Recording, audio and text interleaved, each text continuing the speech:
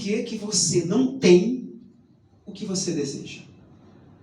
Se faça essa pergunta. O senhor e a senhora, que é uma autoridade de segurança, de justiça, ou qualquer pessoa, se pergunte, por que que eu desejo e por que que eu não tenho?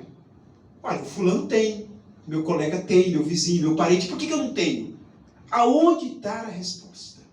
Senhor e senhora, pela minha experiência de ouvir pessoas, de estar sempre convivendo com pessoas, por conta de eu exercer o ministério pastoral, eu tenho percebido que, por exemplo, uma das coisas que as pessoas mais anseiam é ter paz.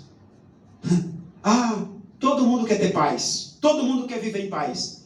Por que que você não tem paz? Que é outro desejo, outro anseio grande das pessoas? Ela quer ter uma casa, um carro, um conforto. Não é ser riquíssimo financeiramente, mas ter condições de suprir as necessidades básicas, que muita gente não tem nem onde morar. Por que que não tem? Por que que não tem uma casa? Por que que não tem conforto? Olha, outro anseio também das pessoas, que vira até um lema social: saúde. Saúde é o que interessa, o resto não tem pressa. Todo mundo quer ter saúde. Quem quer viver no leito de dor, numa cama de hospital? Ninguém. Você quer ter uma família que vive em harmonia. Mas por que que essas coisas não acontecem? Olha só, senhor e senhora, tem um princípio que diz assim, que tudo, não é quase tudo, tudo que pedires, recebereis. Tudo que pedires, recebereis. Meu Deus, sério? É só pedir e acontece? Tudo que eu pedir eu vou receber? Sim, é isso mesmo. Tudo que você pedir, vai receber. É óbvio que tem algumas condições. Tem um caminho para ser trilhado. Tem ações a ser praticadas. E ações começam na cabeça. Ações começam nos pensamentos. Que um exemplo? Vou exemplificar os maiores desejos da sociedade. Você diz assim, eu quero viver em paz. Feliz ano novo, que esse ano todo mundo tenha paz. Mas está escrito, tem um princípio de alguém que prometeu e falou que é fiel para cumprir. Que disse assim, eu vos dou a minha paz. Deus falou que daria paz para a humanidade, daria paz para os seres humanos. Mas muita gente não tem paz. Porque para ter paz, se faz necessário conhecer o autor da paz. Não é só falar, eu quero paz, tenha paz. Não, isso não é o suficiente. Primeiro, se precisa conhecer o autor da paz, o dono da paz, aquele que é capaz de dar paz para qualquer ser humano. Aí sim, o senhor e a senhora vai ter paz. Olha, esse mesmo autor da paz, ele prometeu que ele curaria as enfermidades das pessoas. E deu exemplo, deixou escrito pessoas que foram curadas. E não é só de enfermidades físicas, também enfermidades da alma, tristeza, depressão, a dor da alma, dor esta que muitas vezes a medicina não consegue detectar. Quando consegue detectar a enfermidade da alma, a tristeza profunda, a depressão, às vezes não tem cura, não consegue curar. Mas o autor da paz também prometeu que curaria essa dor da alma, essa tristeza, essa enfermidade física e também emocional. E os desejos de ter uma família harmônica, de ter um relacionamento bom. Ele disse o seguinte, ensina o teu filho no caminho correto, que até na velhice ele vai lembrar. Olha aí, olha só, a ação humana, dependendo de você instruir este filho de acordo com os escritos de Deus, da palavra de Deus, caráter de Deus, colocar na mente deste filho, que ele vai praticar, ele vai lembrar para todo sempre, ele será o filho que você gostaria, e não um filho que não lhe deixa dormir.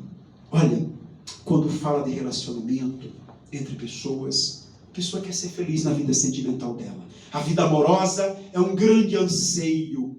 E por que você ainda não encontrou esta felicidade nesta área da sua vida? Porque também se faz necessário buscar na mesma fonte. na mesma fonte. Requer, e ele orientou, que requer da nossa parte um sacrifício de cuidado, de amor real, fiel e verdadeiro, de cuidar da pessoa da qual a gente quer ser feliz junto com ela. Suprir as necessidades dela, dar segurança, transmitir confiança.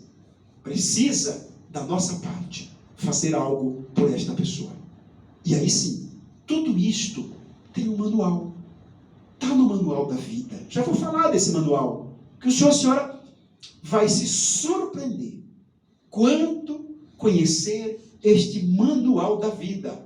É impressionante. Sabe por quê? Porque quando se faz um carro, o fabricante dá um manual para o uso do carro. Quando se faz um celular, tem manual. Qualquer equipamento eletrônico tem manual. E nós também temos um manual. Como quando fomos gerados, foi feito um manual de sobrevivência, de vivência humana. Desde cuidar de si e cuidar dos outros também. Está no manual da vida. Já vou falar desse manual. Mas quero finalizar ainda falando de um outro anseio que é o desespero de muita gente e muitos se entristecem porque não conseguem e muitos até se matam por conta disso. É ter condições de suprir suas necessidades financeiras, suas responsabilidades. Tem um preceito também no mesmo manual da vida que diz assim, olha, crê, olha só a fé manifesta aí, precisa crer em Deus, é a receita para ter dinheiro, para suprir as suas necessidades financeiras, crer em Deus e nos profetas, ou seja, em quem prega a fé, quem prega a palavra, e prosperareis. Aí a receita. E o manual da vida, ele traz o suprimento para todas as necessidades. O que é que o senhor e a senhora deve fazer? Eu falo deve porque é só uma orientação se você quer as suas necessidades atendidas. Está escrito assim, olha, tornai-vos para mim. É o autor da vida, é o dono do manual da felicidade, o manual da vida, que é a palavra, que é a voz, o pensamento de Deus, que é a Bíblia. Tornai-vos para mim, se volte para a palavra de Deus, se volte para Deus, se volte para a Bíblia, se volte para ela. Sabe uma coisa interessante que eu tenho aprendido na vida? Quando eu quero chegar em algum lugar, eu vou olhar para onde eu quero chegar. E vou andar naquela direção que eu estou olhando. Então comece a olhar mais para a Bíblia. Comece a andar na direção da Bíblia, que lá tem promessas para o suprimento de todas as necessidades humanas, inclusive da alma. E olha, como se não bastasse, lá tem uma promessa que é a melhor de todas. Suprir todas essas necessidades aqui desta vida terrena. E depois que partirmos daqui, lá prometeu que a gente iria para um paraíso. Se os olhos estiverem neste manual, que é a Bíblia. Se os pensamentos, se as minhas ações estiverem de acordo com este manual, que é a palavra de Deus. Se eu me comportar na terra de acordo com o que está escrito lá, com as leis de Deus, do mesmo jeito que as leis dos homens regem a sociedade, lá as leis de Deus regem o ser humano, que se canalizam nela, e aí, além de ter as suas necessidades supridas, também o porvir vai morar no paraíso com Deus. Um lugar muito melhor do que a terra onde moramos hoje. Que Deus abençoe a todos.